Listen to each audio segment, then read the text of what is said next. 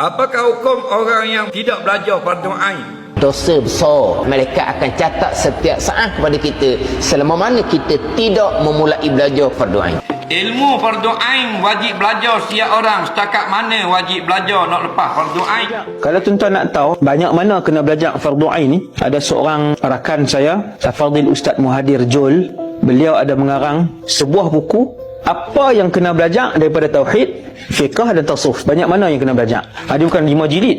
Ini saja, hak tu saja kena belajar. Habis buku tu, kita telah pun mempelajari kuantiti yang cukup untuk 3 ilmu fardu ain, fiqh, tauhid. Mudah-mudahan dengan kehadiran buku ini akan melengkapkan agama kita kerana mempelajari 3 ilmu yang paling asas dan paling penting dan wajib dipelajari. Semuanya dirangkumkan dalam kitab ini, Nurul Fahmi, Cahaya Kefahaman.